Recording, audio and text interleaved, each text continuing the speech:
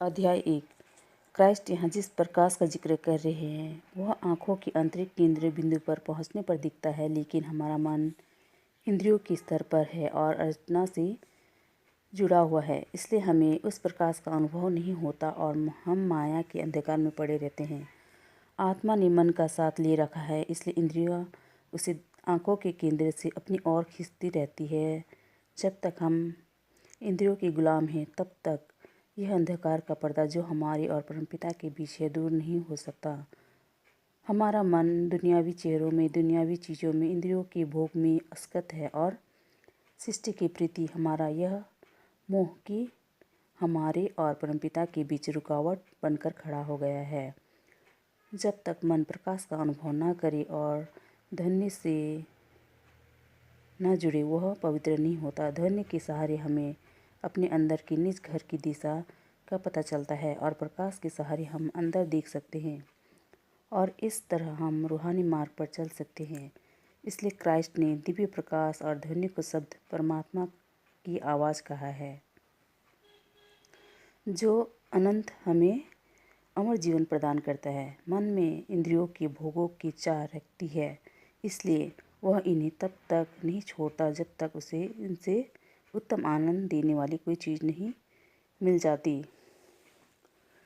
और ऐसा आनंद देने वाली चीज़ है हमारे अंदर परमात्मा के प्रकाश और उसके शब्द का अनुभव।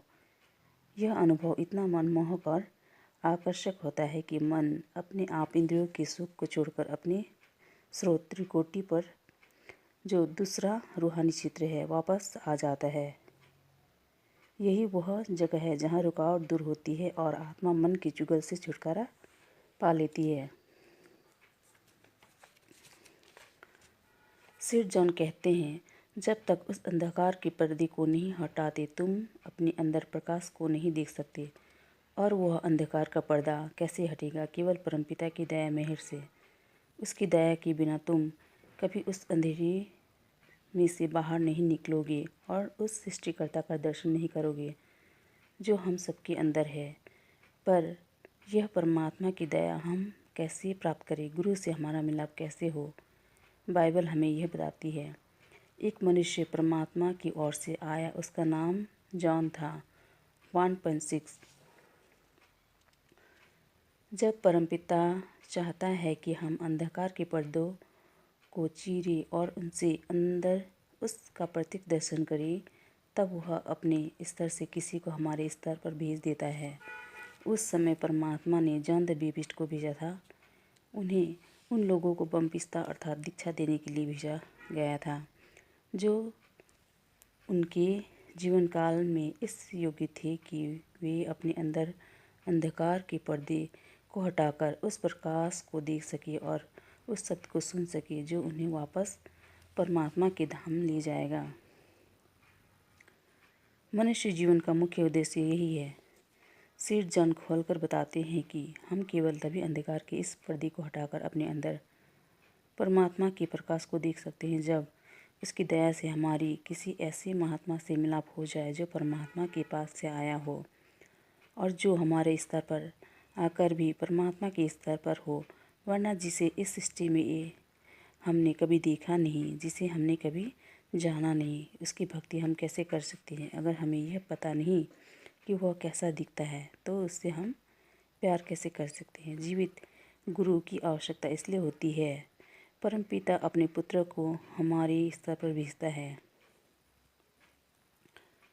ताकि उनके माध्यम से हम भी परमपिता के पास पहुंच जाएं। अगर ऐसा ना होता तो हमारे और परमपिता के बीच कोई संबंध ही न जुड़ पाता। हम कह सकते हैं कि परमात्मा की भक्ति करने के लिए हमें किसी गुरु की ज़रूरत नहीं है, और अगर है तो एक जीवित गुरु की, क्योंकि आत्मा और परमात्मा के संबंध का आधार ही प्रेम है। यही कारण है कि क्राइस्ट ने परमात्मा और आत्मा के संबंध को पिता और पुत्र का तथा दूल्हे और दुल्हन का संबंध बताया है। इन दोनों संबंधों में भी प्रेम का ही बंधन होता है, केवल प्रेम का बंधन। और अगर हम परमात्मा से प्रेम करते हैं तो मृत्यु के बाद उसी के पास जाते हैं। परमपिता का यही विधान है कि हम उसके प्रिय पुत्र के जरिए ही जो हमारे जीवन काल में मौजूद हो उससे प्रेम कर सकते हैं। हम वही जाते हैं जहाँ हमारा लगाव होता है, और अगर हमारा लगाव संसार के चेहरों और पदार्थों से है तो हम मृत्यु के बाद संसार में ही वापस आते हैं। संसार से हमें इसलिए प्यार होता है कि हम इसे देखते हैं, हम इसमें रहते हैं, हमारा इसके चेहरों और पदार्थों से संपर्क होता है, उनके प्रति हमारा अपनत्व होता है। स्वाभाविक है कि हम उनकी ओर आकर्षित हो जाते हैं, हमारा उनसे घनिष्ठ संबंध हो जाता है। परंतु इस सारी सृष्टि को नष्ट हो जाना है और सृष्टि के साथ हमारा लगाव हमें हमेशा इस नश्वर सृष्टि के साथ ही बांधे रखता है। जब तक हमारा परमपिता से गहरा प्रेम नहीं हो जाता, हम उसके पास वापस नहीं जा सकते, जिसे हमने कभी देखा ही नहीं, जिसे हम जानते ही नहीं, जिसकी आकृति के बारे में हमें कुछ भी पता नहीं, उससे हम प्रेम कैसे कर सकते हैं। इसलिए परमपिता अपने पुत्र के रूप में, गुरु के रूप में हमारे स्तर पर आता है। जैसा कि क्राइस्ट ने कहा है, गुरु देहधारी शब्द होते हैं। इस तरह सब देह धारण करके हमारे स्तर पर हमारे बीच रहता है। हमारे स्तर पर होते हुए वह देहधारी शब्द साथ ही परमपिता के स्तर पर भी होता है। देहधारी शब्द से हमारा प्रेम हमें स्वाभाविक रूप से सृष्टि से विमुख कर देता है और हम परमपिता से हमारा प्रेम उत्पन्न कर देता है, क्योंकि परमपिता के पुत्र वास्तव में उस दिव्य महासागर की लहरें ही होते हैं। संतों का परमपिता से वही संबंध होता है जो लहर का सागर से होता है। देखने में लहर सागर से भिन्न लग सकती है, परंतु उसे सागर से अलग नहीं किया जा सकता। वह हमेशा सागर का अभिन्न अंग रहती है। इसलिए जो भी चीज़ लहर के सुपुर्द कर दी जाती है वह अपने आप सागर में जा मिलती है। हमें जीवित गुरु से संपर्क, उनकी संगति और उनकी मार्गदर्शन की ज़रूरत इसलिए होती है कि उनकी प्रति हमारा प्रेम हमें वापस परमपिता के धाम ले जाए। परमपिता परम धाम में है, परंतु हम इस सृष्टि में हैं और नहीं जानते कि हम किस प्यार करते हैं। गुरु ही परमपिता और हमारे बीच की कड़ी है।